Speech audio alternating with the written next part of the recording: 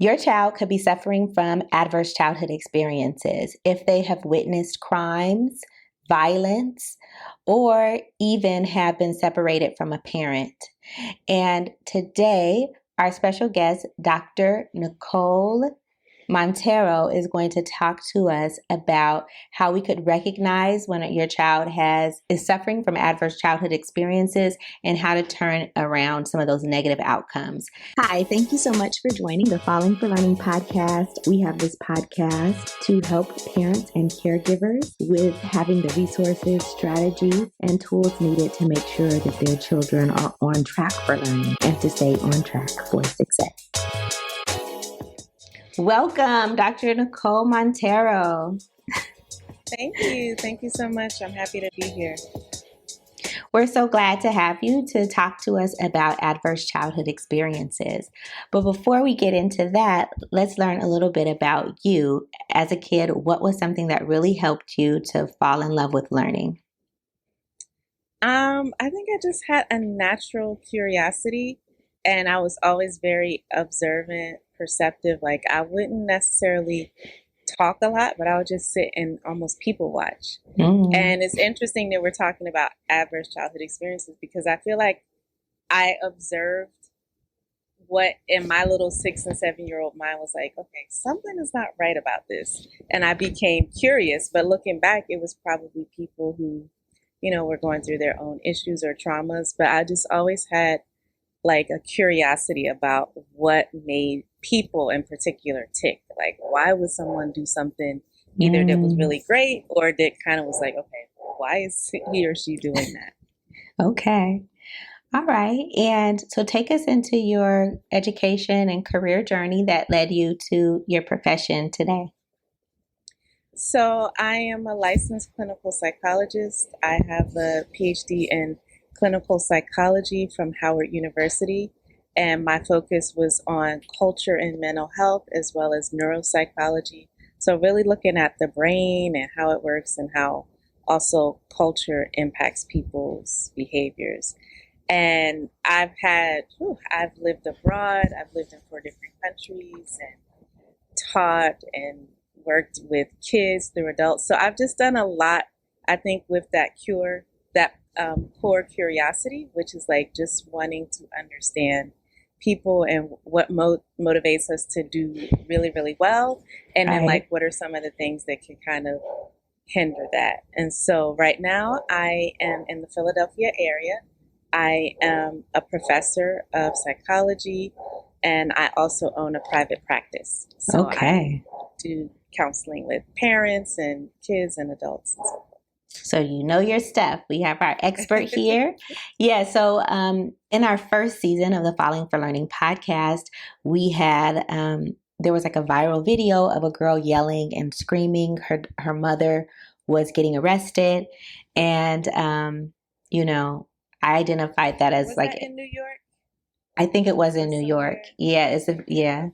And so people were really talking about how horrible this girl was acting, and because she was, threatening the police. She was verbally threatening them, like, I'm going to punch somebody. And she just was really like not wanting her mom to get arrested. She said her mom didn't do anything.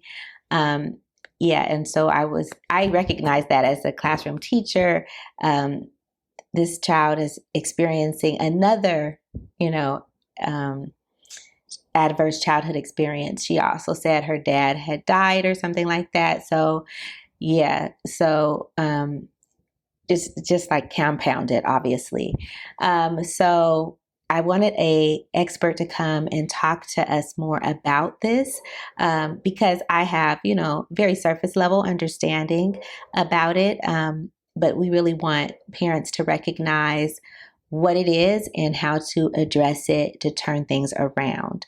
So, first of all, could you just define adverse childhood experiences for those people who may not know what it is?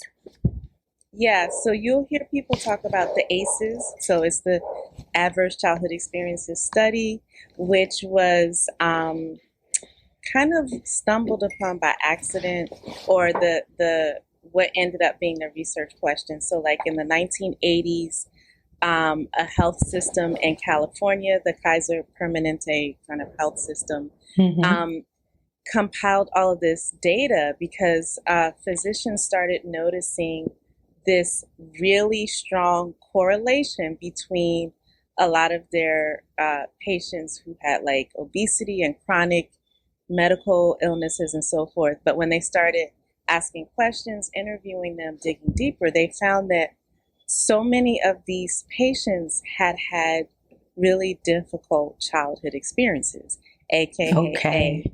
adverse childhood experiences. And those are, I Okay. like the term because I know we talk a lot about trauma these days, Yeah. which I think it's great. We're becoming more trauma informed, but it's such a big, it's such a general word that I think it's easy for people to dismiss it. And so this study really looked at like tens of thousands of people and made correlations between certain physical conditions, illnesses, and so forth, and the self-reported childhood um, things that these patients experienced in childhood. And they found that the more of these adverse experiences, things like being sexually abused, physically abused, Mm. emotionally and verbally abused, neglected, having a parent who was mentally ill, having a parent who had been incarcerated, that Mm. those kinds of experiences, the more of those that a person had, so it was almost like cumulative, Right. the more likely they were, or there was a correlation with these kind of medical conditions that you would hear like the Surgeon General talking about, like high blood Right. pressure, diabetes, susceptibility to cancer, and all of these things. Um, and they also found that there was a correlation or connection to things like academic difficulty, so things that you Yes. see, occupational difficulty, so later on, like difficulty with steady employment or, like really kind of basically your ability to flourish in Yeah. life. So in childhood, these things affect you later on in adulthood, these experiences. Yeah. So this is, I'm again just so glad you came to talk to us about this because, you know, this kind of thing, when we're talking about falling for learning, we can't even think about learning if the child is really caught in this trauma, and it's not addressed. So we can't just say, like, hit those books and ignore their emotions and their feelings.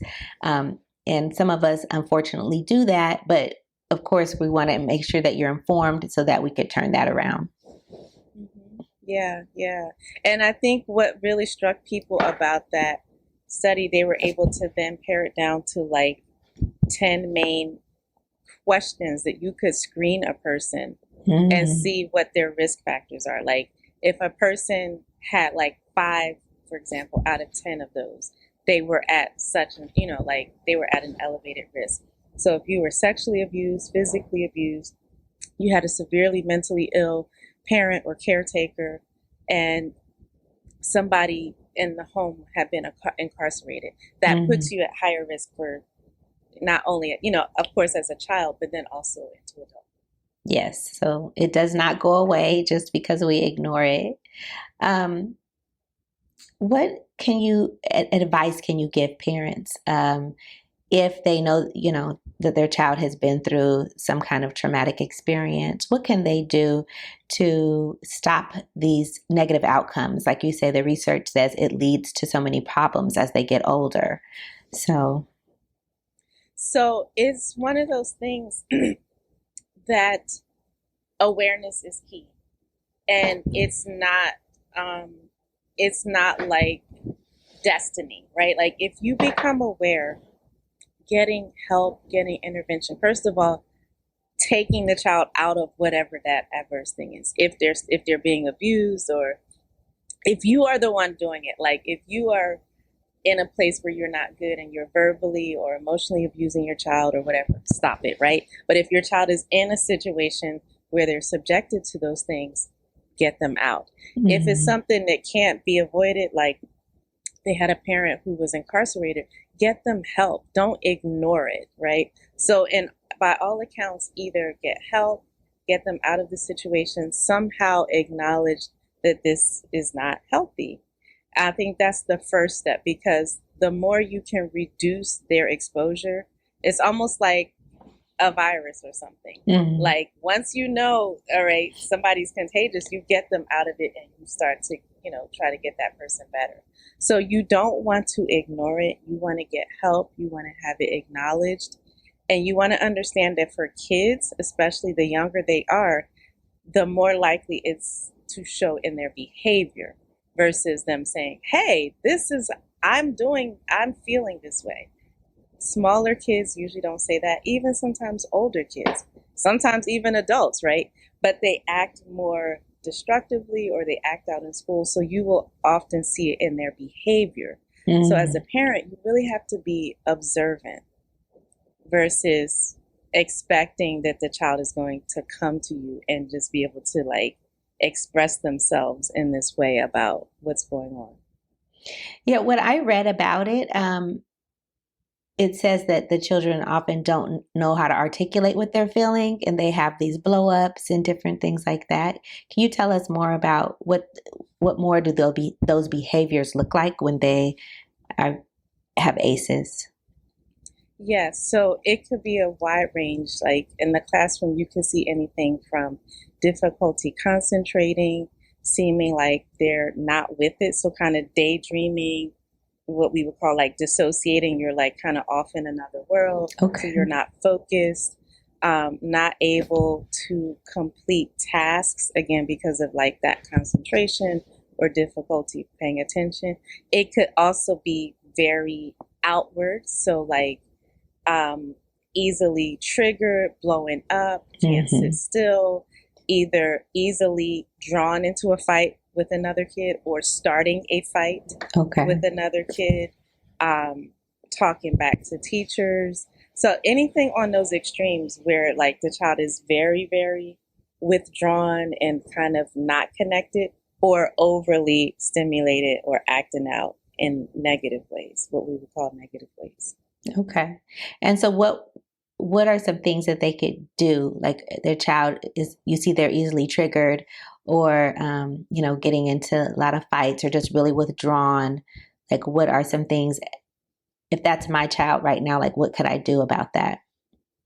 So if you notice that is happening, especially in school and or home, you want to start to talk with the school. It requires collaboration. So you want to get a sense of from the teacher, you want to build a relationship. Is he or she doing this in the classroom? What are you noticing? Does it seem like it's a certain time of day? You kind of want to play detective to see to try to understand a little bit about why the child is doing this. Now, some kids, when they have learning, difficulties or learning disorders, they will act out because it's like a defense mechanism. So sometimes, of course, I'm a psychologist, so I would say take the child to just speak to a counselor and see, if that person can help them to better identify or express what they're feeling or what's going on within them. You can ask them as the parent, but sometimes, kids, they might just say, oh, nothing. And so in that case, you want to talk to the teachers, the school, and then also have them speak to a counselor if necessary. Yeah, so I think it's interesting you brought up counseling, and but I know people who are afraid of taking their kids to counseling. They feel like they're going to be reported or something. I'm not sure all of the fears, but there are some fears there about some of the things that happen, and maybe the family members getting in trouble or something like that. So you see people really mandated to do things, right? Like if the court tells you to do it. But as far as a lot of times if no one's making them, then they're like, everything's okay. 75% of children don't know how to write well. Add that to the fact that so many people out there are trying to silence the voices of those who have been oppressed and trying to prevent them from telling their story. Who's going to tell your story? If your child doesn't know how to write well, I have 2 books to address this issue: The Rewrite Method and The Rewrite Method Workbook, written to make sure that parents know what to do, that educators know what to do to get their children to write better, and just not write better, but love to write. Make sure that your next generation could tell their story and they won't be silenced. Go to fallingforlearning.com today to purchase your set. So they don't do that. Yeah. And the sad thing is, if a court is mandating it, that means it's very severe, which is like, it has literally gone on so far to the point that authorities and court systems have gotten involved. And so we don't want that to happen. I would say if you're sincerely getting your child help, like if you're abusing your child, like you are maliciously abusing your child, then okay, I get it. You don't want to go to counseling because you right. found out, but you're concerned for your child. You would want to try to better understand how to help them. And you can do your own research. I always recommend things like the movie Inside Out, because it helps to explain different emotions from a child's perspective. But sometimes you need help. And I think that's where we tend to not do right by our children when we want to try to not get help for them. Right? Like if they had a cold, or if they had a prolonged, not just a cold, right? It starts as a cold, but it keeps going on and on. They're coughing, it's weeks and weeks and weeks. Are you not going to take the child to the urgent care or the doctor, their pediatrician's office? I think most parents would take them, right? So you want to think about their emotional well-being in the same way. Yeah, that's really, really good advice, to really, reframe it, because if you're there trying to get help for your child, that's different than the court getting involved, but you see that you're trying to do something. Another thing I learned about with adverse childhood experiences and trauma, that there's generational trauma. And like, what can you tell us about that and how it manifests itself? Yeah, it's funny. I'm looking, there's a book I have that I always recommend to people on my bookshelf. It's called It Didn't Start With You. And it kind of breaks down the science of generational trauma. So not only is generational means it's passed down, from one generation to the next. Now, a lot of it could be through observation, like modeling what you saw before you and the way people had to cope.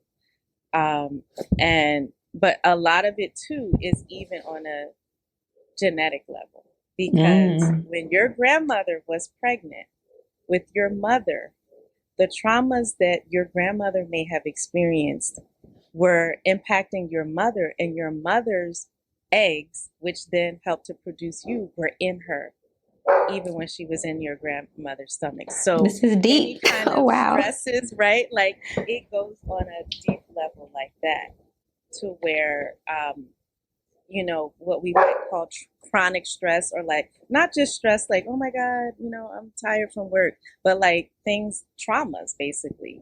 Yeah. That those can like affect your body, how you think, how you behave. And then that is passed down genetically, through the generations. And so that's why getting help, you're not just helping yourself or your child, you're helping to heal the future generations.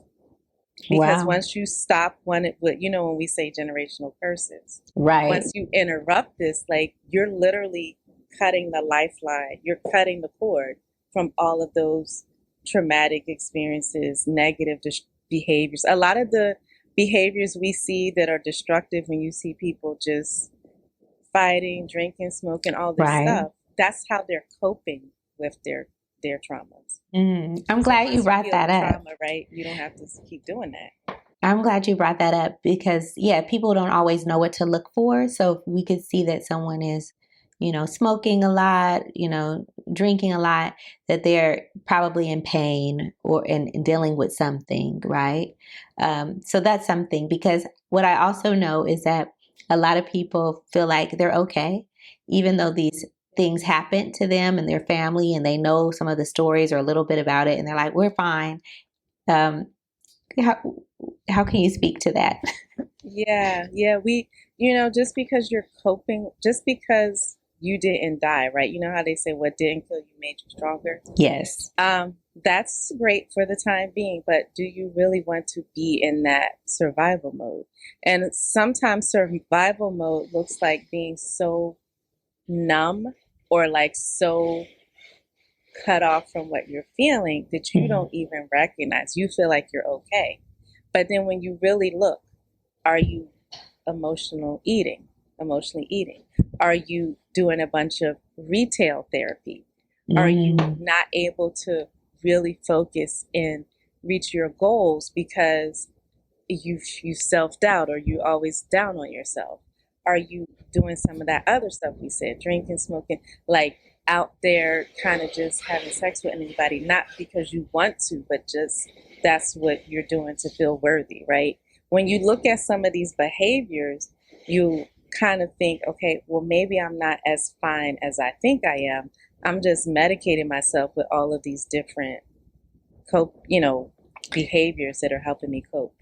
That's a good point. And then also looking at your kids. Sometimes you'll see your kids are having a lot of challenges, and that's coming from you, right? So yeah, it's important. It takes some reflection, but that's what this show is about legacy building, and that is so multifaceted, right? Like academics, but also social, emotional well-being, health, and so it's really good. So you can you tell us a little bit about your private practice and yeah. Yeah, so I my practice is called the Center for Healing and Development, CHAD, and I work with people working on anxiety, trauma, depression. I also have a coaching arm of my practice where I coach specifically women on emotional well-being, boundaries. So I have a book that I wrote. My book is The Boundaries to Bliss Blueprint, really Okay. helping women with boundaries because that's one area where you see past trauma can impact women in their relationships. They are choosing the wrong man. They don't know how to deal with, have healthy boundaries. They're people pleasing. So that's the coaching part of my practice. But I basically just work with people who want to go beyond surviving and get to Yes. that part of thriving, which All means right. you have to work on your mental well being and your emotional well being. So tell us more about like what is the difference between surviving and thriving? So thriving is where you can see, you ever look at a plant, a flower? I'm so into my garden now, right? But when you plant the things in your garden, the plants, the flowers, when they start to flourish, right? Okay. Sometimes when you first put them in, they're like kind of scrawny, like they're making it, they're not dead yet, Yeah. but they're trying to make their way into that soil. They have to be watered, and you could tell. But when they start really blooming, flourishing, it's Okay. like this fullness in them and it's full of life.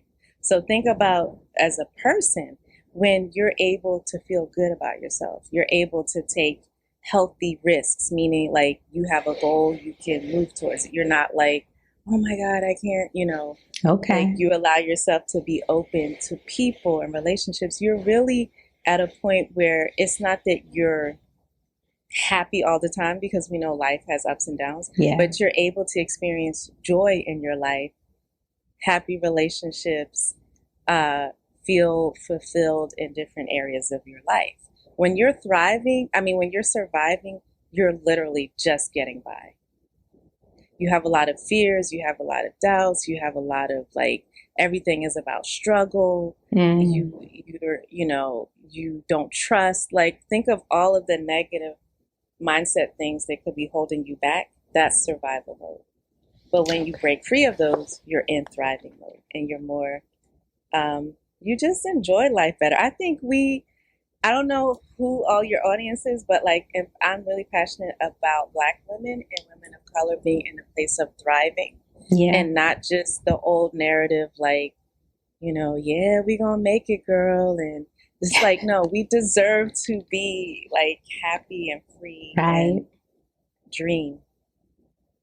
That's wonderful. I'm so glad broke that down for people because especially, people who are raising kids and working and it's a lot of just go, go, go. And, Yeah. yeah, so it's good to think about that to aspire to a higher lifestyle. And what I really was taking away from that is it has something to do with self worth, right? Like I'm worth it to have more and strive for more, rather than surviving where you are afraid to make any. You're barely making it. You're afraid to do anything else or differently.